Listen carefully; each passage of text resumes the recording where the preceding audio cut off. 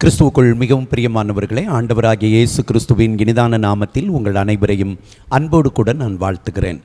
பரிசுத்த பவுலின் பரலோக பயணம் என்கிற இந்த நிகழ்ச்சிக்கு இந்த 28ஆம் நாளில் உங்களை வரவேற்பதிலே மிகுந்த சந்தோஷம். கர்த்தருடைய பிள்ளைகளே, இந்த நாளின் தியானத்தையும் நீங்கள் கவனமாய் கேளுங்கள். நிச்சயமாய் ஆவியானவர் உங்களை பலப்படுத்துவார். பரிசுத்த பவுலை எப்படி தம்முடைய ராஜ்யத்தை கட்டுகிற பணியில் கர்த்தர் எடுத்து பயன்படுத்தினாரோ அதுபோலவே உங்களையும் கர்த்தருக்காக அவர் எழுந்து நிற்க பண்ணுவார். அந்த ஒரு மேலான ஒரு எண்ணத்தோடு நான் கர்த்தருக்காக எழும்ப வேண்டும், தேவராஜ்யத்தை கட்டுகிற பணியில் நானும் இணைந்து கொள்ள வேண்டும் என்கிற ஒரு முனைப்போடு இருதய வாஞ்சையோடு இந்த வார்த்தைக்குள்ளாய் கடந்து வாருங்கள். நிச்சயம் கர்த்தர் உங்களோடு பேசுவார். கர்த்தருடைய பிள்ளைகளை, வேதத்தில் நாம் பார்ப்போம் என்று சொன்னால் அப்போஸ்தலர் 18ஆம் அதிகாரத்தில் நேற்றைய தினத்தில் நாம் தியானித்து முடித்தோம். பவுல் அகாயா தேசத்தில் உள்ள கொரிந்து பட்டணத்திலிருந்து புறப்படுகிறார். அப்படி புறப்படும் பொழுது கெங்கரேயா பட்டணத்திலே போய் தலைச்சவரம் செய்துவிட்டு அங்கிருந்து ஆசியா தேசத்தில் உள்ள எபேசு பட்டணத்திற்கு வருகிறார். எபேசு பட்டணத்திலே அவரோடு இணைந்து வந்த ஆக்கில்லா பிரிஸ்கில்லாளை விட்டுவிட்டு அங்கிருந்து புறப்பட்டு யூதேயா தேசத்திற்கு புறப்பட்டு வருகிறார்.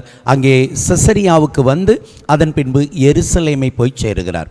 அந்த பண்டிகை நாளிலே அங்கே எருசலேமில் கர்த்தருடைய ஆலயத்தில் அவரை பணிந்து கொள்ளும்படியாய் அவர் புறப்பட்டு வருகிறார். மாத்திரமல்ல, எருசலேமில் உள்ள சீஷர்களோடு அப்போஸ்தலர்களோடு சில நாட்கள் அங்கே இருந்துவிட்டு பின்பு சீரியா தேசத்தில் இருக்கிற கிறிஸ்தவத்தின் தொட்டில் என்கிற அந்தியோகியா தேசத்தை போய் சேருகிறார். கர்த்தருடைய பிள்ளைகளே, நேற்றைய தியானத்தின் நிறைவு இப்படியாக முடிவடைகிறது. அந்தியோகியா பட்டணத்திலே கர்த்தருடைய சீஷர்களோடு கூட அப்போஸ்தலர்களோடு கூட பவுல் இணைந்திருக்கிறார். இப்படிப்பட்ட நாட்களிலே ஒரு காரியம் நடக்கிறது. அதன் பின்பு அப்போஸ்தலர் 18ஆம் அதிகாரம் 23வது வசனம் சொல்லுகிறது, அங்கே சில காலம் சஞ்சரித்த பின்பு புறப்பட்டு கிரமமாய் கலாத்தியா நாட்டிலேயும் பிரிகியா நாட்டிலேயும் சுற்றி திரிந்து சீசர் எல்லாரையும் திடப்படுத்தினான். கர்த்தருடைய பிள்ளைகளே, அந்தியோகியா என்று சொல்லக்கூடிய அந்த கிறிஸ்தவத்தின் தொட்டில் எங்கே பரிசுத்த ஆவியானவர் என்னுடைய ஊழியத்திற்கு பவுல் பர்னபாவை பிரித்து விடுங்கள் என்று சொல்லி பவுல் தனக்குள் இருக்கிற தேவ திட்டத்திற்கு நேராய் பயணித்தாரோ அந்த இடத்திலிருந்து இப்பொழுது மறுபடியுமாய் புறப்பட்டு செல்லுகிறார். எங்கே புறப்பட்டு போகிறார் என்றால் கலாத்தியா பிரிகியா நாடுகளுக்குள் கடந்து போகிறார். அங்கே ஒரு வார்த்தை சொல்லப்பட்டிருக்கிறது, கிரமமாய். ஒன்றன் பின் ஒன்றாய் ஒவ்வொரு பட்டணங்களையும் அவர் சந்தித்த அனைத்து பட்டணங்களையும் அனைத்து சபைகளையும் ஒன்று விடாமல் தவறாமல் கிரமமாய் சந்திக்கிறார்.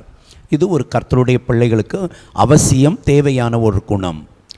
ஆண்டவருடைய ஊழியத்தை செய்கிற கர்த்தருடைய ஊழியக்காரர்களாகிய எனக்கும் என் வார்த்தைகளை கேட்கிற உங்களுக்கும் இது மிகவும் அவசியமானது.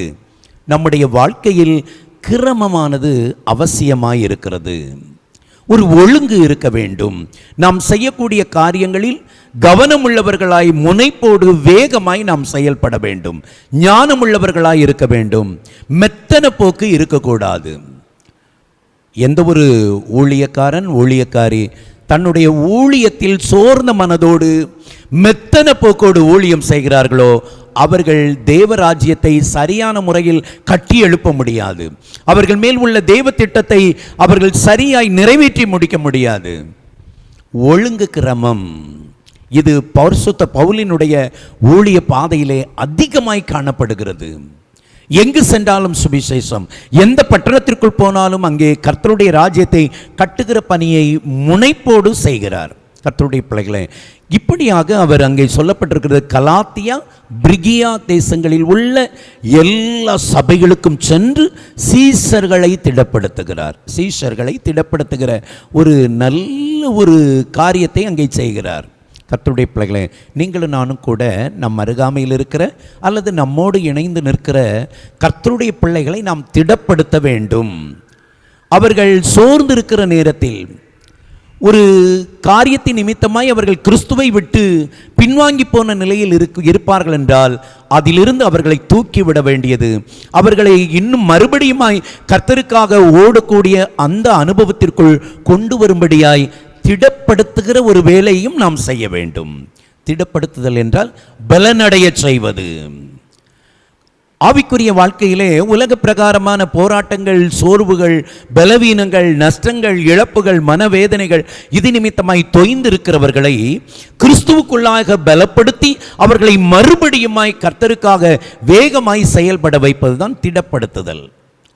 இந்த காரியத்தை பவுல் அன்றைக்கு அங்கு கலாத்தியா, பிரிகியா தேசங்களில் உள்ள பட்டணங்களிலே அதை கிரமமாய் செய்தார். எல்லா சபைகளுக்கும் இந்த சபை தான் எனக்கு பிடிக்கும், இந்த மக்கள் தான் எனக்கு பிடிக்கும், அப்படி எல்லாம் கிடையாது. எல்லா சபைகளுக்கும் சென்று எல்லா ஊழியர்களையும் எல்லா சீஷர்களையும் சந்தித்து அவர்களை திடப்படுத்துகிறார். நல்ல ஒரு மனநிலை. கர்த்தருடைய பிள்ளைகளே, யாரோ ஒரு சிலர் மீது அல்லது ஏதோ ஒரு சில சபைகள் மீது நாட்டமுள்ளவர்களாய் அல்ல, அனைத்து சபைகள் மீதும், அனைத்து கர்த்தருடைய பிள்ளைகள் மீதும், அனைத்து சீஷர்கள் மீதும் ஒரே மனநிலையோடு கூட அவர்கள் மீது அன்பு கொண்டு அவர்கள் மீது ஜாக்கிரதையோடு கூட அவர்களை திடப்படுத்துகிற ஒரு அனுபவத்தை இங்கே நாம் பார்க்கிறோம். என்னை கேட்டுக்கொண்டிருக்கிற கர்த்தருடைய பிள்ளைகளை, நீங்களும் கூட உங்கள் உள்ளத்தில் பாரபட்சம் மற்ற நிலையில் அனைவரிடத்திலும் சமநிலையில் பழகுங்கள். சமநிலையில் கர்த்தருடைய ராஜ்யத்தை கட்டுகிற பணியில் முயன்று நில்லுங்கள். அது உங்கள் வாழ்க்கையை கர்த்தருக்குள் சரியான பாதையில் கட்டி எழுப்பும். கர்த்தருடைய பிள்ளைகளை, இப்பொழுது பவுல் பிரிகியா, கலாத்தியா என்னும் தேசங்களில் உள்ள பட்டணங்களை எல்லாம் சுற்றி திரிந்து அங்கு இருக்கிற சபைகளை திடப்படுத்துகிறார். கலாத்தியா பட்டணம் என்று சொன்னால் கலாத்தியர்கள் வாழ்கிற பகுதி. நாம் ஏற்கனவே தியானித்தோம் அல்லவா? லீஸ்திரா, தெர்பை, பெர்கே, இக்கோனியா, அந்தியோகியா, இந்த பகுதிகள் எல்லாமே கலாத்திய மக்கள், கலாத்தியர்கள் வாழ்ந்த பகுதி. அந்த பகுதியில் இருக்கிற சபைகளை பலப்படுத்த. அது மாத்திரமல்ல, பிரிகியா இந்த தேசத்தில் ஊழியம் செய்தார் என்று சொல்லப்படுவதற்கு பிரிகியா தேசத்தில் உள்ள நாடுகளுக்குள் அவர் சென்றார் என்று பார்ப்போம் என்றால் இதுவரைக்கும் சொல்லப்படவில்லை.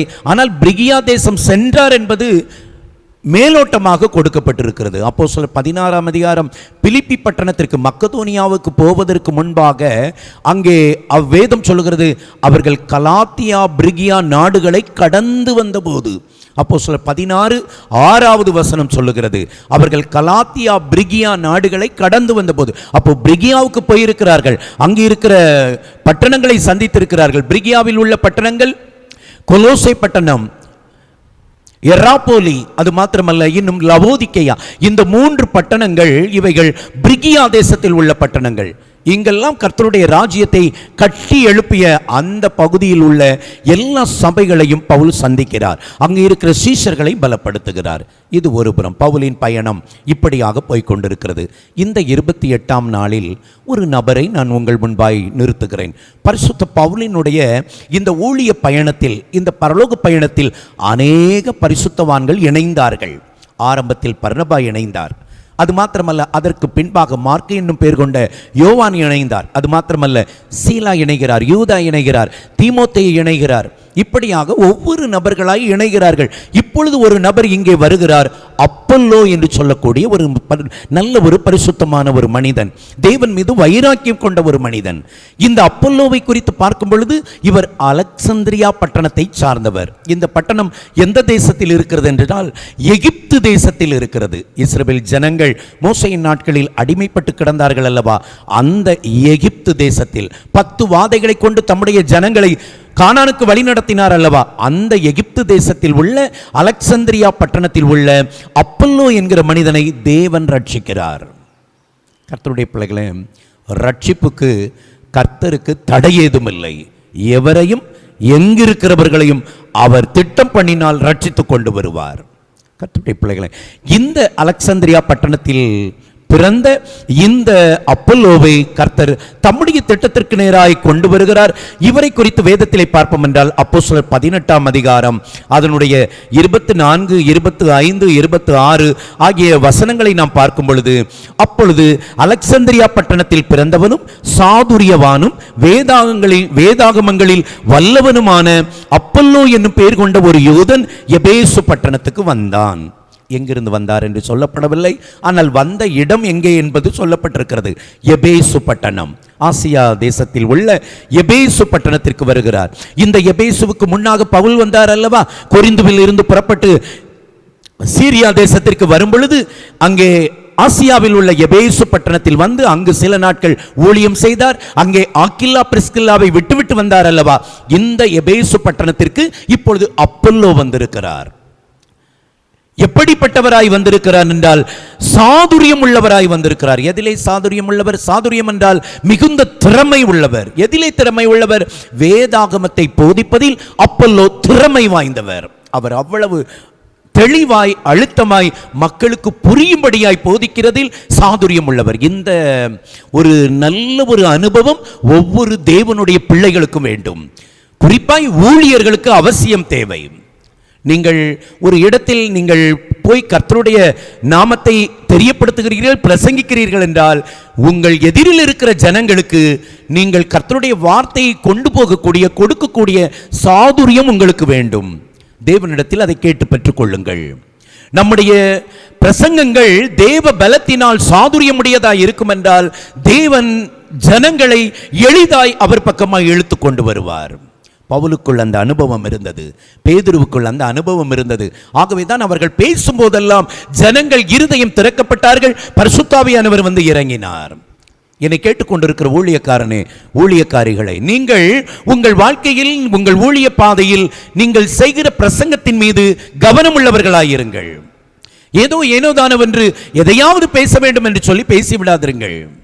ஆண்டவருடைய சமூகத்தில் காத்திருந்து ஒரு பிரசங்கத்தை தயார் செய்துவிட்டு, ஆண்டவரே இதை நான் பிரசங்கிக்க போகிறேன், என்னுடைய பலத்தால் ஆகாது, இன்று நான் கற்றுக் கொடுக்க போகிற பிரசங்கிக்க போகிற இந்த பிரசங்கம் கேட்கிற ஜனங்களுக்கு தெளிவாய் புரிந்து கொள்ளக்கூடிய அளவிற்கு நான் பிரசங்கிக்கும்படியாய் அதற்குரிய தேவ ஞானத்தையும் தேவ பலத்தையும் எனக்கு தாரும் என்று சொல்லி ஜெபத்தோடு சென்று பிரசங்கியுங்கள். அந்த ஜெபம் கேட்கிறவர்களை கர்த்தருக்குள்ளாய் கொண்டு வரும்.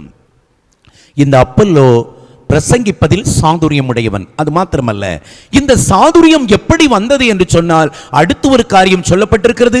இந்த அப்பல்லோ வேதாகமங்களில் வல்லவன். ஒரு தேவ மனிதன் வேதத்தை தெளிவாய் சரியாய் ஆழமாய் கருத்தூன்றி படித்தால்தான் அவர்களுடைய பிரசங்கம் சாதுரியமுடையதாய் மாறும்.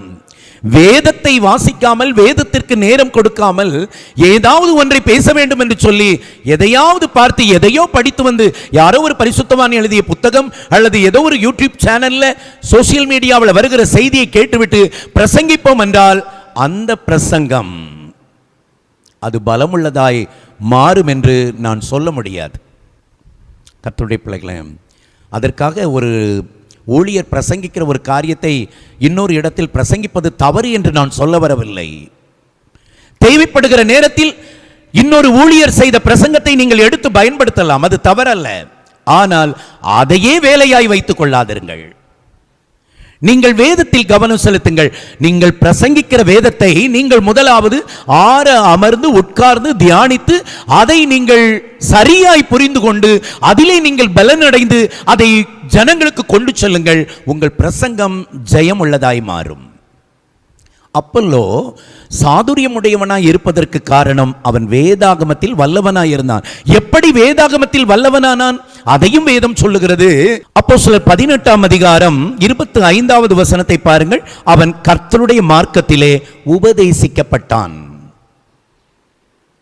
எப்படி ஒரு மனிதன் வேதாகமத்தில் வல்லவனாய் மாற முடியும் என்றால் உபதேசத்தை கேட்கிற அனுபவம் வேண்டும்.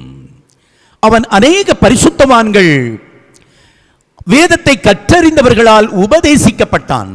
அநேகரிடத்தில் வேதத்தை கேட்டு கற்றறிந்து அதிலே தேர்ச்சி அடைந்தபடியினால் அவன் இப்பொழுது ஊழிய பாதையில் செல்லுகிற இடங்களில் எல்லாம் அவனுடைய செய்தியானது அநேகரை இழுக்கக்கூடியதாய் இருந்தது.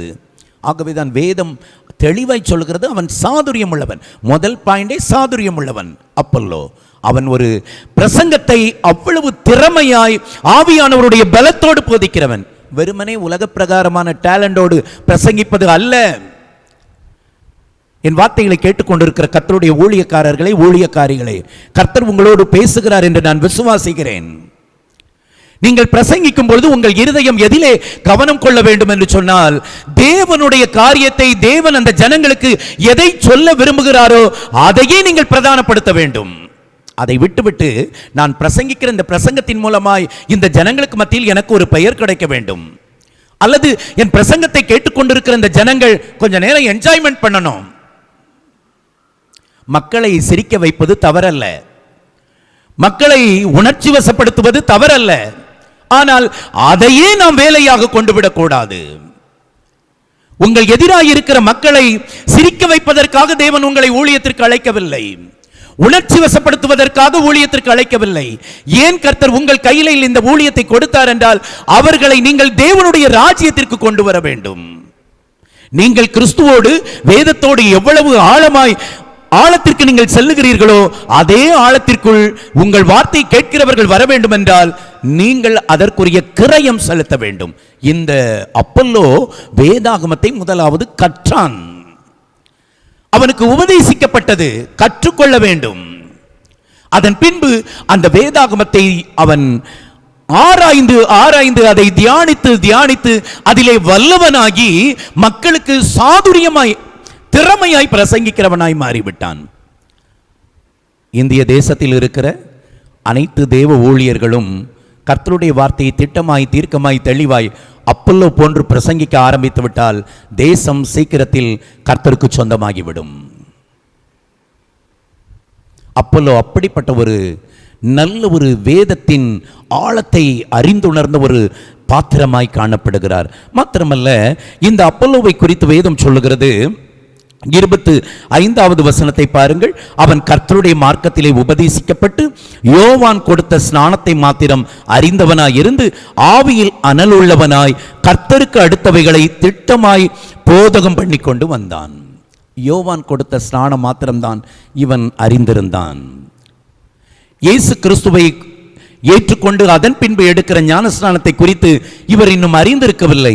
ஆனால் ஆவியில் அனல் உள்ளவராயிருந்தார். கர்த்தருடைய பிள்ளைகளை, கர்த்தருடைய ஊழியக்காரர்களே, ஆவியில் அனல் உள்ளவர்களாயிருங்கள். ஒரு ஊழியக்காரன் சோர்ந்த இருதயத்தோடு இருந்தால் தன்னுடைய பிரசங்கத்தை கேட்கிற மனிதர்களை சோர்வில் இருந்து தூக்க முடியாது. நான் எப்பொழுதெல்லாம் மனபலத்தோடு கூட, தைரியமுள்ள இருதயத்தோடு கூட, வைராக்கியத்தோடு நின்று பிரசங்கிக்கிறேனோ அப்பொழுதெல்லாம் என் பிரசங்கம் என்னை கேட்கிற ஜனங்களை உயிர்ப்பிக்கும், பலப்படுத்தும். பிரசங்கிக்கிற நீங்கள் சோர்வோடு நின்று பிரசங்கித்தால் உங்கள் பிரசங்கத்தை கேட்கிறவர்களும் சோர்ந்த நிலையிலே இருப்பார்கள். ஆகவே பிரசங்கிக்கிறவர்கள் ரொம்ப முக்கியத்துவம் வாய்ந்தவர்கள். நீங்கள் முழு பலத்தோடு கூட பரிசுத்தாவியின் அனலோடு கூட நின்று பிரசங்கிப்பீர்கள் என்று சொன்னால் கேட்கிறவர்கள் கிறிஸ்துவுக்குள் பலன் அடைவார்கள். ஆவியானவருடைய பலன் உங்கள் வார்த்தையிலிருந்து வெளிப்படும், அவருடைய இருதயம் தொடப்படும். ஆகவே நீங்கள் அதற்கு ஏற்றபடி கர்த்தருடைய வார்த்தையை பிரசங்கியுங்கள்.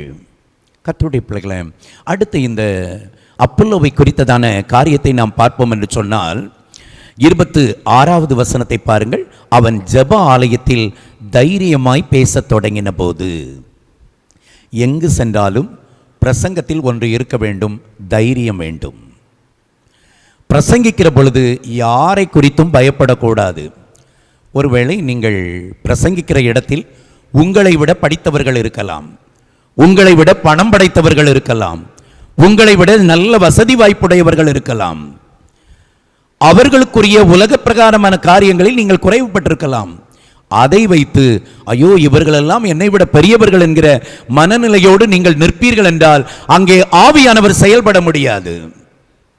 உலக பிரகாரமாய் உங்களை விட கல்வியில் சிறந்தவர்கள் உங்கள் பிரசங்கத்தை கேட்டுக்கொண்டிருக்கலாம், செல்வம் படைத்தவர்கள் உங்களுக்கு முன்னாக இருக்கலாம், பல திறமை உள்ளவர்கள் உங்களுக்கு முன்னாக உட்கார்ந்து உங்கள் வார்த்தையை கேட்கலாம். அப்படி நீங்கள் நிற்கும் பொழுது யாரை குறித்தும் நீங்கள் உங்கள் மனதிலே பாதிக்கப்பட்டு விடாதபடிக்கு இந்த இடத்தில் கர்த்தர் என்னை இவர்களுக்கு தலைவனாய் நிறுத்தி இருக்கிறார் என்கிற தலைமைத்துவத்தில் நின்று பிரசங்கியுங்கள். ஆண்டவர் உங்களுக்கு அந்த ஸ்டேஜை அவர் கொடுத்திருக்கிறார், அந்த இடத்தை கர்த்தர் உங்களுக்கு தூக்கி கொடுத்திருக்கிறார். ஆகவே கர்த்தர் உங்களுக்கு கொடுத்த அந்த ஸ்தானத்தில் அவருடைய பலத்தோடு கூட தைரியமாய் நின்று பிரசங்கியுங்கள். இந்த அப்பல்லோ எபேசு பட்டணத்தில் தைரியமாய் ஜெபாலயத்தில் பிரசங்கம் பண்ணி கொண்டிருக்கிறார். இப்படி பிரசங்கிக்கும் பொழுது அன்றைக்கு அந்த ஜெபாலயத்திற்கு ஆக்கில்லா பிரிஸ்கில்லா என்கிற அந்த குடும்பமும் வந்திருக்கிறது. ஏற்கனவே பவுல் அவர்களை அங்கே விட்டு வந்தார் அல்லவா? இவர்கள் இப்பொழுது அப்பல்லோவினுடைய பிரசங்கத்தை கேட்கிறார்கள். நடந்த காரியம் என்னவென்று சொன்னால், ஆக்கில்லாவும் பிரிஸ்கில்லாலும் அவன் பேசுகிறதை கேட்டு அவனை சேர்த்து கொண்டு தேவனுடைய மார்க்கத்தை அதிக திட்டமாய் அவனுக்கு விவரித்து காண்பித்தார்கள். கர்த்தருடைய பிள்ளைகளே, இந்த ஆக்கில்லாவும் பிரிஸ்கில்லாவும் அவனை தன்னோடு சேர்த்து கொண்டார்கள். இந்த இருதயம் ஒவ்வொரு தேவ பிள்ளைகளுக்கும் தேவ ஊழியக்காரர்களுக்கும் வேண்டும். ஒரு நபர் உங்களை விட திறமையாய் பிரசங்கிக்கிறார், உங்களை விட அதிகமாய் கர்த்தருடைய ராஜ்யத்தை கட்டுகிற பணியில் இருக்கிறார் என்றால் அவர்களையும் நீங்கள் உங்கள் இருதயத்தில் ஒரு சகோதரனாய் சகோதரியாய் சேர்த்து கொள்ளுகிற மனநிலை வேண்டும். பொறாமை வந்துவிடக்கூடாது, எரிச்சல் வந்துவிடக்கூடாது, என்னை விட சிறப்பாய் செய்கிறார்களே என்கிற ஒரு மன வருத்தம் உங்களுக்குள்ளே வந்துவிடக்கூடாது. ஆக்கில்லா பிரிஸ்கில்லா இவர்கள் கர்த்தருடைய பாத்திரங்கள். இவர்கள் பவுலின் மூலமாய் கொரிந்துவில் இருந்து புறப்பட்டு வந்து இப்பொழுது இங்கே எபேசுவிலே கர்த்தருடைய ராஜ்யத்தை கட்டுகிற பணியில் நின்று கொண்டிருக்கிறார்கள். இவர்கள் இப்பொழுது அப்பல்லோவை பார்த்தவுடன் இவர்களுடைய இருதயம், இவர்களுடைய ஆவி இங்கே அப்பல்லோவின் ஆவியோடு ஒத்துப்போகிறது. இப்பொழுது அவர்கள் அப்பல்லோவை தங்களோடு சேர்த்து கொண்டார்கள்.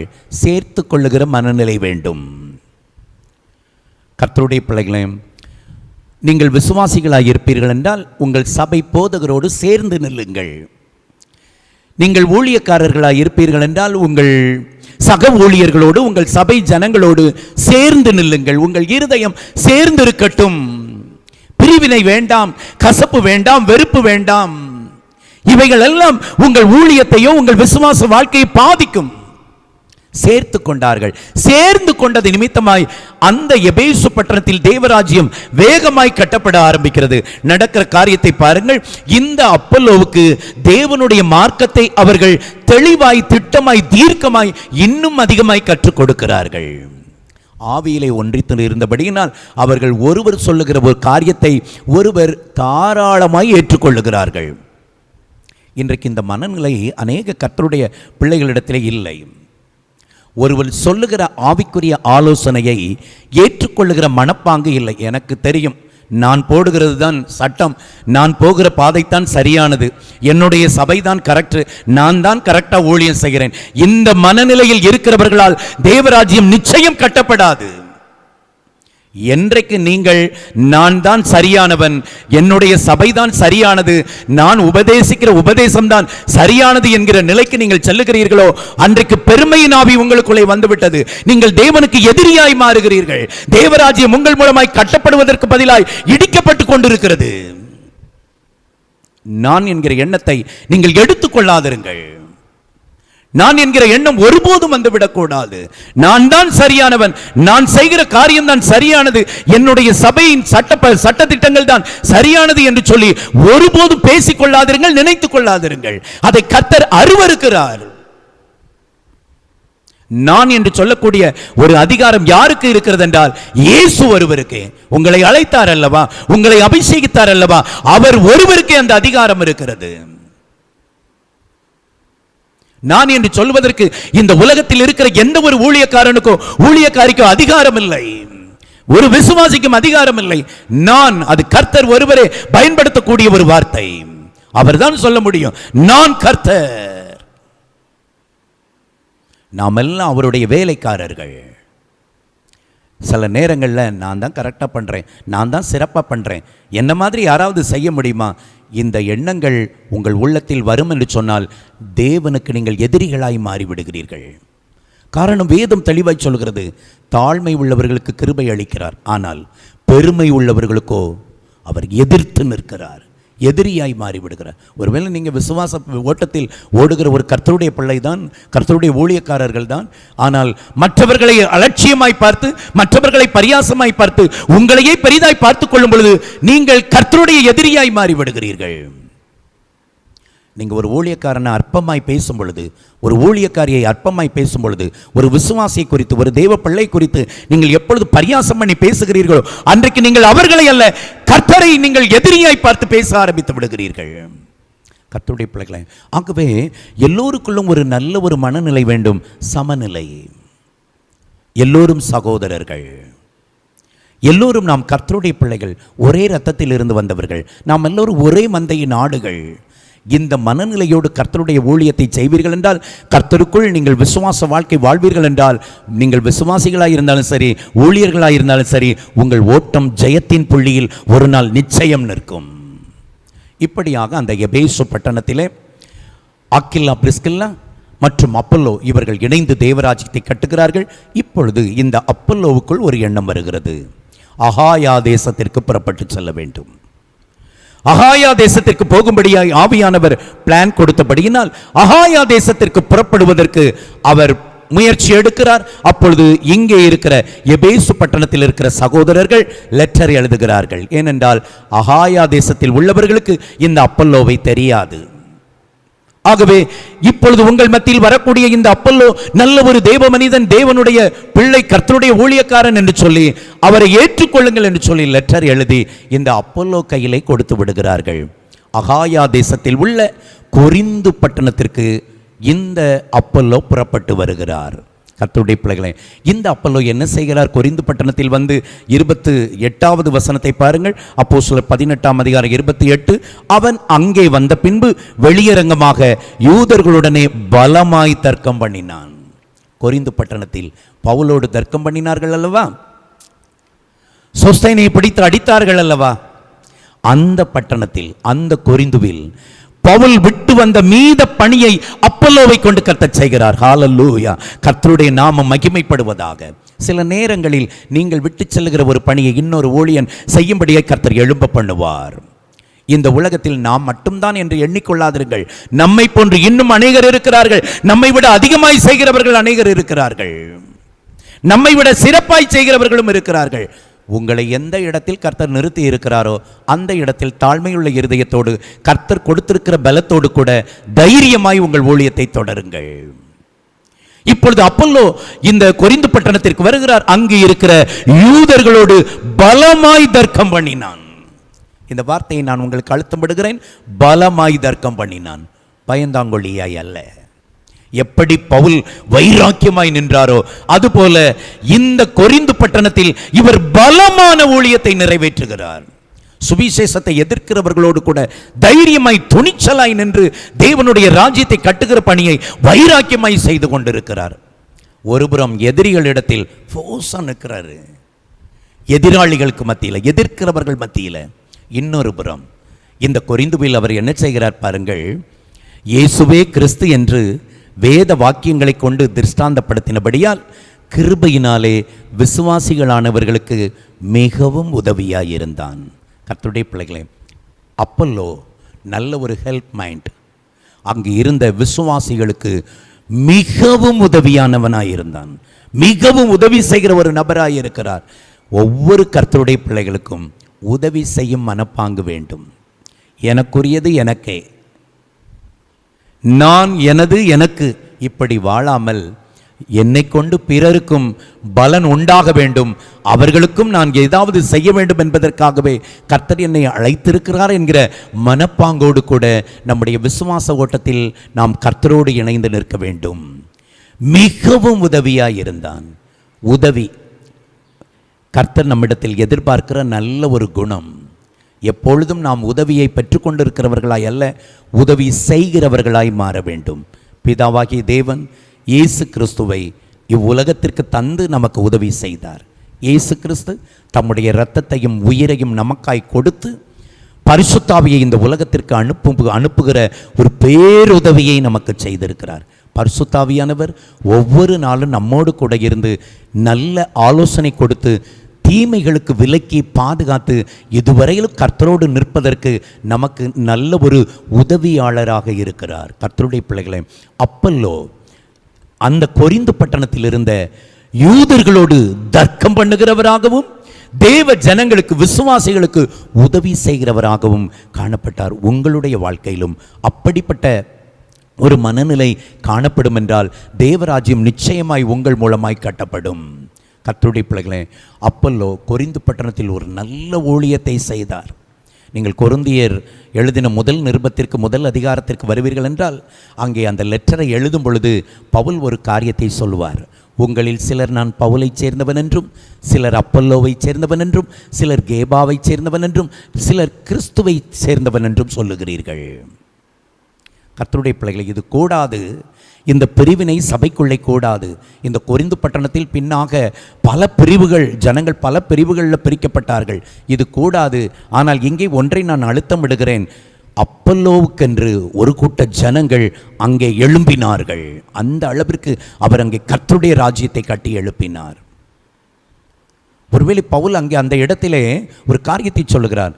நான் நட்டேன், அப்பல்லோ நீர் பாய்ச்சினான், தேவன் விளையச் செய்தார். ஆம், இந்த கொரிந்து பட்டணத்தில் பவுலால் உருவாக்கப்பட்ட தேவ பிள்ளைகளை இந்த அப்பல்லோ அவர் பலப்படுத்துகிறார், நீரூற்றுகிறார். தேவன் ஒரு பெரிய விளைச்சலை கொரிந்துவில் உண்டு பண்ணினார். சில இடங்களில் நாம் விதைக்கிறவர்களாக நடுகிறவர்களாக இருப்போம், சில இடங்களில் நாம் நீர் பாய்ச்சுகிறவர்களாக இருப்போம்.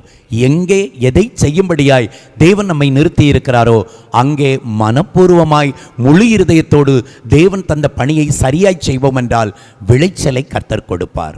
இந்த நாளின் தியானம் உங்களுக்கு மிகுந்த ஆசீர்வாதமாக இருந்திருக்கும் என்று நான் விசுவாசிக்கிறேன். என்னை கேட்டுக்கொண்டிருக்கிற விசுவாசிகளே, சகோதர சகோதரிகளே, தகப்பனே, தாயே, பிள்ளைகளே, நீங்கள் ஒரு அப்பல்லோவை போன்று வேதத்தை கற்று அதிலே நல்ல ஒரு தேர்ச்சி நிலைக்கு வாருங்கள். அது மாத்திரமல்ல, அப்பல்லோ எப்படி தெளிவுபட ஜனங்களுக்கு கர்த்தருடைய வார்த்தையை உபதேசித்தாரோ அப்படி போல நீங்களும் வசனத்தை, தேவனுடைய வார்த்தையை பிறருக்கு சொல்லுகிற நல்ல ஒரு அனுபவத்திற்குள் வாருங்கள். மாத்திரமல்ல, இந்த அப்பல்லோ யூதர்களுக்கு மத்தியிலே பலமாய் தர்க்கம் பண்ணினார், விசுவாசிகளுக்கு உதவியாய் இருந்தார். சுவிசேஷ எதிர்ப்பாளர்களை கண்டு பயந்து விடாதிருங்கள். எதிர்த்து பேச வேண்டிய இடத்தில், தர்க்கம் செய்ய வேண்டிய இடத்தில் தர்க்கம் செய்யுங்கள். உதவி செய்ய வேண்டிய கர்த்தருடைய பிள்ளைகளுக்கு உதவியாயிருங்கள். கர்த்தர் உங்களை ஆசீர்வதிப்பார். நாம் ஜெபிக்கலாம். நல்ல தகப்பனே, இந்த 28ஆம் நாள் தியானத்தை கேட்டு என்னோடு இணைந்து ஜெபித்து கொண்டிருக்கிற கர்த்தருடைய பிள்ளைகளுக்காக, கர்த்தருடைய ஊழியக்காரர்களுக்காக உமக்கு கோடானு கோடி ஸ்தோத்திரம் ஆண்டவரே. ஒரு அப்பல்லோவை போல இவர்களை உருவாக்கும் ஆண்டவரே. வேதத்தை நன்கு கற்றறியட்டும் ஆண்டவரே. வேதத்தில் நல்ல ஒரு கருத்தோன்றி படித்து அதிலே தேர்ச்சி அடைந்து அதை பிறருக்கு போதிப்பதிலே சாதுரியமுடையவர்களாய் மாறட்டும். ஒருவேளை என் வார்த்தையை கேட்டு ஜெபித்து கொண்டிருக்கிற கர்த்தருடைய ஊழியக்காரர்கள், ஊழியக்காரிகள் இருப்பார்கள் என்றால் இப்பொழுது இவர்களுக்கு பிரசங்கிக்கிற ஒரு அந்த சாதுரியத்தை இப்பொழுது கட்டளையிடுவீராக.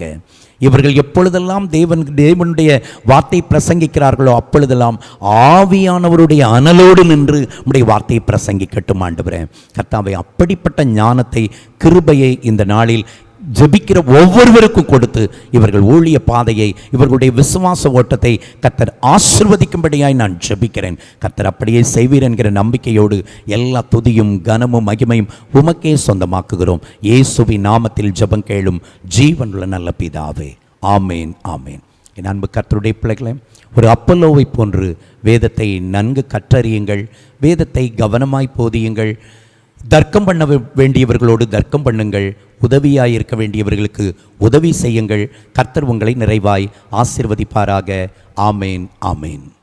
தொடர்பு கொள்ள வேண்டிய எங்கள் முகவரி: பாஸ்டர் டி. இன்பகுமார், இயேசுவின் பிரசன்னம் ஊழியங்கள், கர்மேல் பர்வதம், பேய்க்குளம், தூத்துக்குடி மாவட்டம், Tamil Nadu, India. Pincode 642613.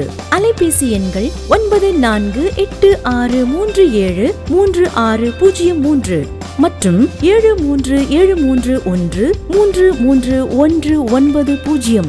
Our contact address: Pastor T. Inbakumar, Presence of Jesus Ministries, Karmel Mount, Peikulam, Tuticorin District, Tamil Nadu, India. Pin code 628613. Mobile number 9486373603 and 73731 வாரந்தோறும் வெள்ளிக்கிழமை காலை 10 மணி முதல் 1 மணி வரை பரிசுத்த உபவாச ஜெபம் நடைபெறும். வாரந்தோறும் ஞாயிற்றுக்கிழமை காலை 9:30 மணி முதல் 12 மணி வரை பரிசுத்த ஆராதனை நடைபெறும்.